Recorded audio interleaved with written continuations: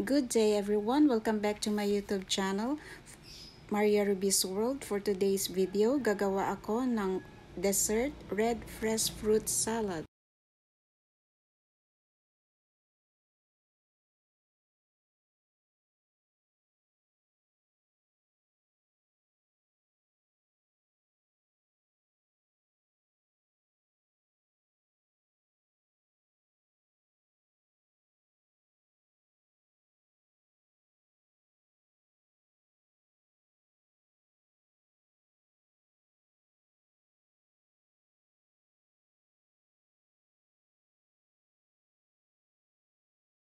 Dito guys, isa-slice na natin yung ating apple.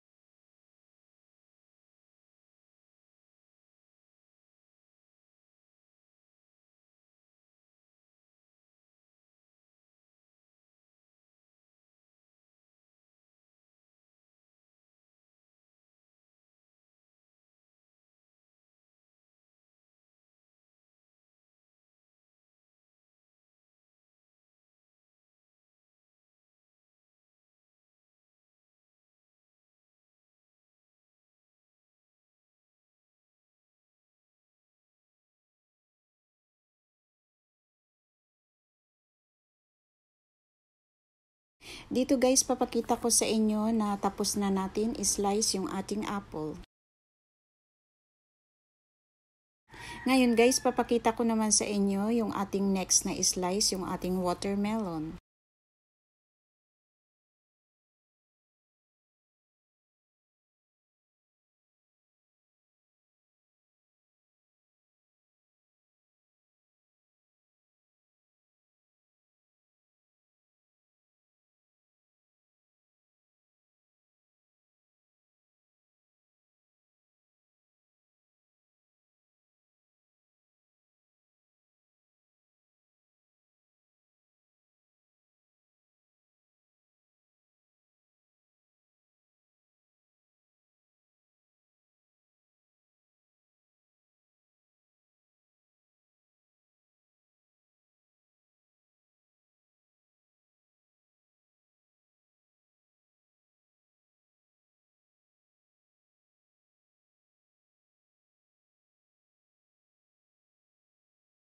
Dito guys, papakita ko sa inyo na tapos na natin i-slice ulit yung ating watermelon.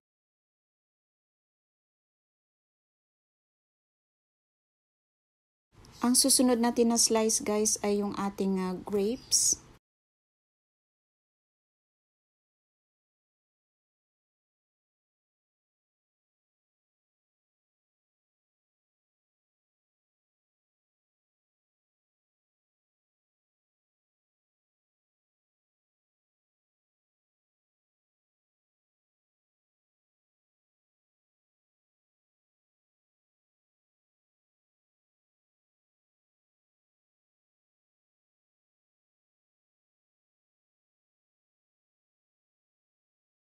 So dito guys, tapos na tayo mag-slice ng ating grape.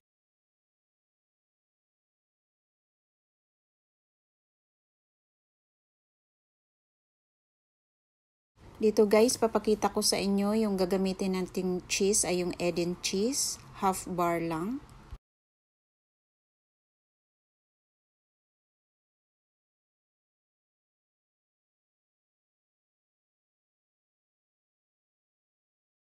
Dito guys, tapos na natin i-slice na yung ating Edin cheese, cube size.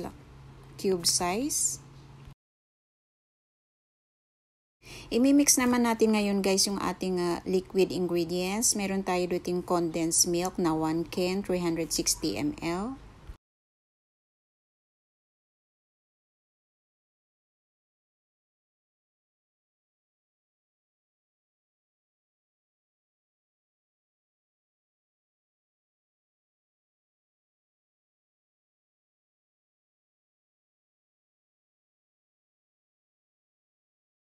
Ihahalo na rin natin guys yung ating Nestle cream na 1 pack, 250 ml.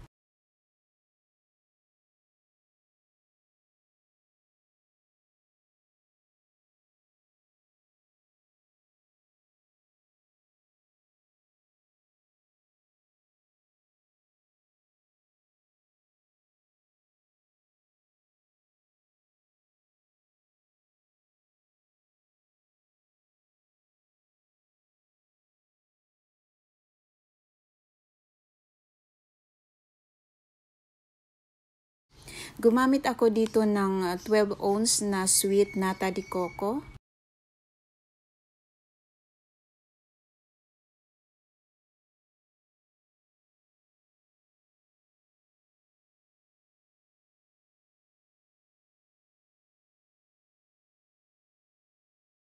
Dito guys sa video na to na nailagay na natin yung lahat na ingredients sa atin red fresh salad. So na-mix na natin, ihahaluin na natin yung ating salad.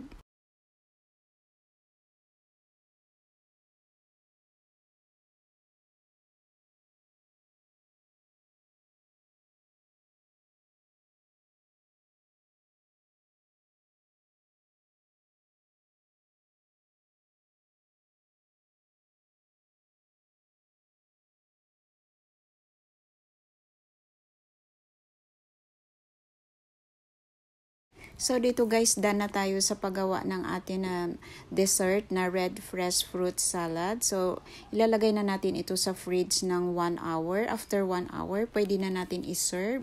Sana magustuhan nyo yung aking video guys. Thank you for watching.